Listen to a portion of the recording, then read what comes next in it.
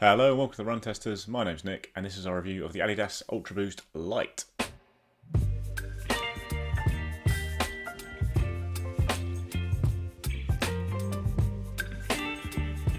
So the Ultraboost Light is a new addition to the Ultraboost range, and essentially now this is the Ultraboost for runners, since it is so much lighter than the standard Ultraboost 22. It cost £170 in the UK, $190 in the US. It's got a 10mm drop with a stack height of 30mm at the heel and 20 at the forefoot, and it weighs in at 314 grams or 11 ounces in my UK size 9. That's a big drop from the weight of my Ultraboost 22, which is a size 9.5 but weighs 357 grams or 12.6 ounces. So it's not like the lightest shoe, but 314 grams is pretty much bang on the weight of other big cushion shoes like the Nike Invincible 3, the Gel Nimbus 25 from Asics, or the New Balance Fresh Foam More V4.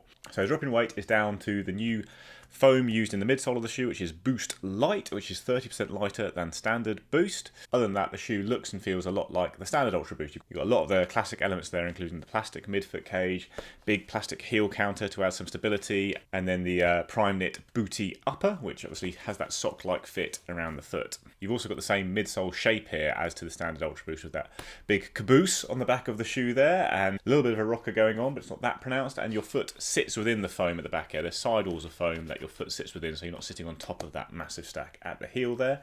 You've got the linear energy push, which is the plastic shank you can see here, which just helps push you onto your toes during your stride, and then a continental rubber outsole with kind of coverage at the sides, at the heel and midfoot, and then good forefoot coverage at the front there. So fit-wise, the Ultraboost Light, I think I said this in the kind of first look I did with Nick. I've always struggled with the Ultraboost. I've got quite high arches, so I don't have particularly narrow feet, I just have particularly high arches. And I've always found the kind of latest few versions of the Ultraboost has just been super tight across my foot. I think it's that this booty it's like a real kind of sock-like upper. It really is designed to kind of cradle and hold your foot. For me, it's a bit too tight across the top of my foot. It's fine on the run. It has loosened up a bit. I think I said in the first look I was hoping it would loosen up a bit, and it has. It's had a bit of give. I've not had any blisters with it, since that first look, but it's still just not the most comfortable shoe for me. And I think if you have particularly high arches, I'd probably recommend going to a running shop, trying it on beforehand. It fits quite like the Ultraboost 22, and I have the same problem with the Ultraboost 22. So it's just that kind of across the top of the foot, it's quite a locked in feel. And for me, that it kind of does create a bit of a hot spot, a bit of a kind of, it's a bit tight across the top of my foot for me. But it's true to size lengthwise, and it fits very like the Ultraboost 22. So if you've worn the Ultraboost 22 and you're a fan of it, this will work for you. But if, like me, you have really high arches, it's probably worth trying on before you buy it. Fit, I found that the Ultraboost Light has a pretty tight fit, especially around the toes. I think I normally do get half a size up in the Ultraboost range in general, just because of the way this sock-like upper does hug the foot quite tightly. So yeah, I found it a little bit snug in my normal running shoe size, and I could feel my toes hitting the front of the shoe when running down hills, that kind of thing. So I would go half a size up. It does loosen a little bit over time, but not that much. So you'll still get a nice snug hold going half a size up, I'd say. And then it fits pretty well around the heel and midfoot, no concerns there. Didn't have any problems with the plastic cage. Sometimes used to happen with the early editions of the Ultraboost. I get a little bit of rubbing from the plastic, but yeah, no problems with the Ultraboost Light. So the run test. Adidas made a big deal about this being a lot lighter. This is a UK 5, and I'd say my UK 5 and the Ultraboost 22 weighs in at 285. This weighs in at 262, so it's 20 grams lighter, but I don't think I would notice that. I'm quite a stompy runner, and I think for me 20 grams isn't that much of a difference. I think if I was a lighter, quicker runner, I'd definitely feel that difference, but for me it felt very like the 22 after a few months, up during the run test.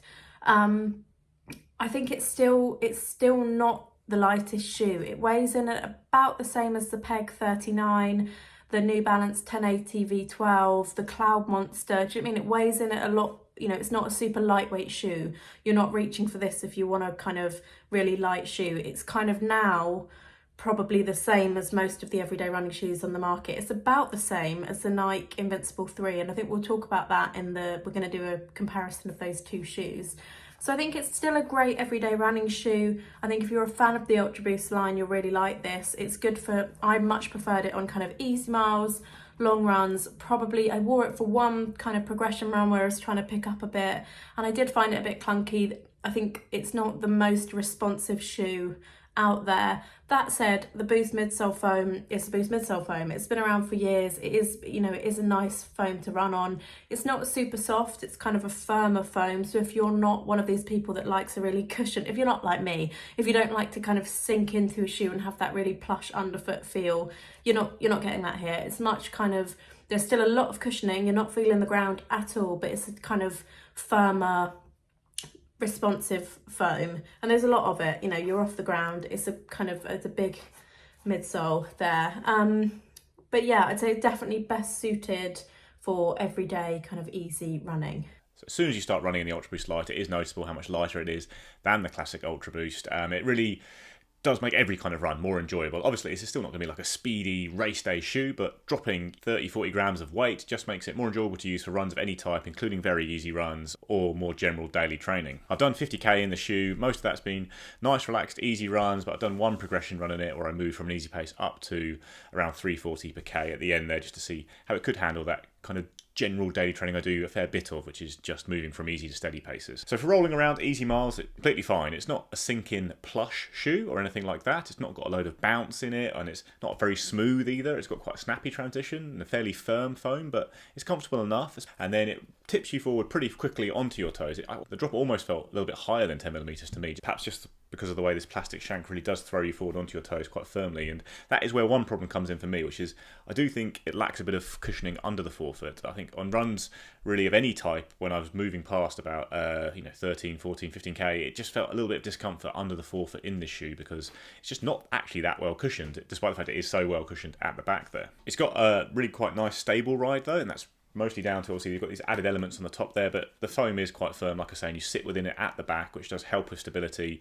And because it is a little bit firmer, it is a pretty responsive foam. When you do start snapping through and rolling a bit quicker, it has got a bit of versatility to it. Like, it's not a very versatile shoe. I wouldn't enjoy doing anything too quick in it or sustained fast paces, but for general daily training, moving up towards tempo pace, it will do a perfectly okay job of that, which isn't always the case with max cushion shoes, but yeah, it performs okay on that front, just because it's got that slightly more responsive ride. The foam is also nice and resilient. It's not going to lose any of the bounce it does have over the course of longer runs. It's not very sink-in squishy, but as a result, it does keep giving you that bounce back throughout runs. If you do up the pace at all though in the shoe, that is when the forefoot discomfort becomes more noticeable for me, just because the way I snap through does put a fair bit of pressure on the foot over time compared to shoes that have a bit more stack under the forefoot there. But if you keep things nice and relaxed, it's a pretty solid, easy day shoe all round. You can tick off your miles quite comfortably. It's going to be very durable as always with any Boost shoe. You've got great grip from the Continental rubber outsole, and yeah, overall it's an okay ride. It just isn't really a standout one in many ways, and that's a bit of a problem when you've got the other options in the market that you do have, and also when you consider the high price tag of the Ultraboost Light.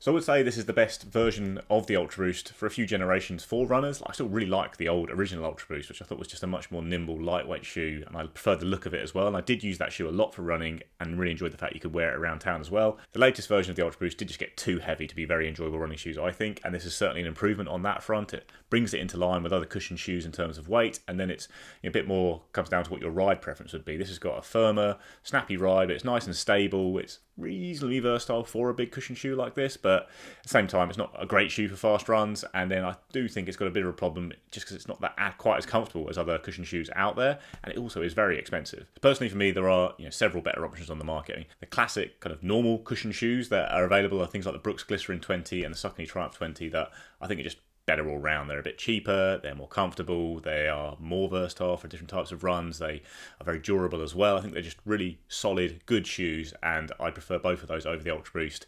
And they've even got a reasonably similar ride feel because they're not excessively squishy or bouncy themselves. They've got quite a traditional feel, but they just do it in a very good way with midsoles that do give you a little bit more back whilst being very comfortable. Then there are some of those max cushion shoes out there that you could compare this to, like the Nike Invincible 3 is much softer and squishier than this, and it's got more bounce. It's a lot less stable though. So actually, if it came down to it, if I was picking the more practical shoe to use on my easy runs and long runs, I probably would go for the Ultraboost, even though I do enjoy the Invincible a lot more. But just fine with that shoe. It is a bit wobbly for me at times, the Nike, and this isn't wobbly. It's it's going to get the job done. It's a very practical shoe.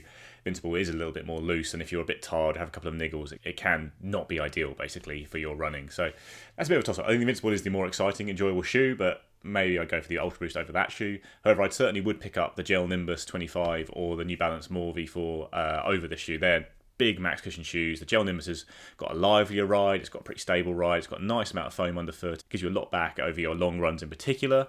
It's comfortable, it's cruisy, it's a great shoe all round if you're looking for a max cushion shoe. It's also very expensive, but the Ultraboost is very expensive, so actually I think the Gel Nimbus is even cheaper. And then the More V4 is a pretty dull ride, but a very smooth rocketed ride, and again, that's more comfortable for me than what you get with the Ultraboost, which does lack a little bit of a cushion under the forefoot, I'd say.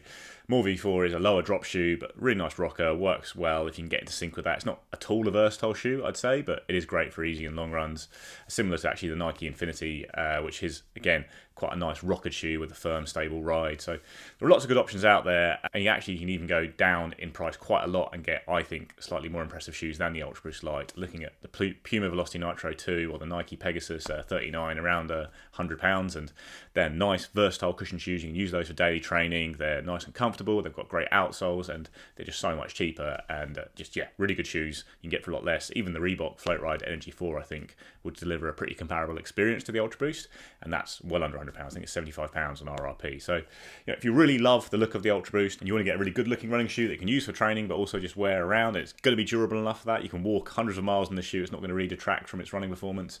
Then you have got the shoe here. Like, it is expensive, but you are going to get a lot of that back in how durable it is. It's just the running performance is fine. It's just not a standout for me. So even if you do prefer a firmer, stable ride, I'd still be looking at the Triumph 20 and Brooks Glycerin 20 myself.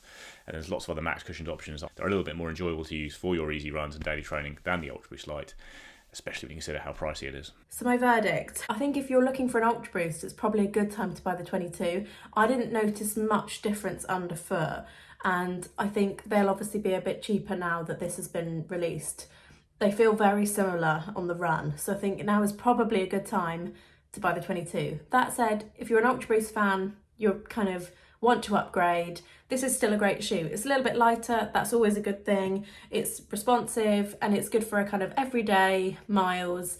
But I think if you want a one shoe does all, I wonder if this isn't as kind of responsive with other shoes on the market when you're trying to pick up the pace. It's also not, I would say it's not as exciting to run in as like the Asics Gel Nimbus 25. That really shocked me. It's a fun shoe to run in. The Nike Invincible 3 I think is the more, and it's it's quite expensive. It's at the kind of higher end of the everyday shoe running market, and I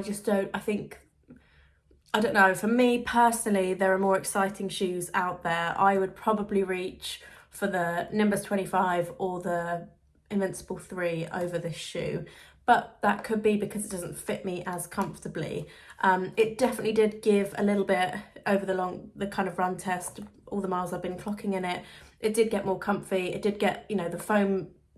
I think the foam, I always feel like Boost foam you have to kind of break in, and I did break it in a bit, and I do, the Ultra Boost will always have a place in the market. It's a great shoe, but I think at the price point there are probably more exciting things out there. But if you're a fan of the Ultraboost line, you will love this shoe. So that is it. That is our review of the Adidas Ultraboost Light. Let us know what you think in the comments below. Are you a huge fan of this shoe? Are you a long-term Ultraboost user? And how do you find this shoe compared to other cushion shoes? Please let us know in the comments below. Like, subscribe, ring the little bell, and we'll see you next time.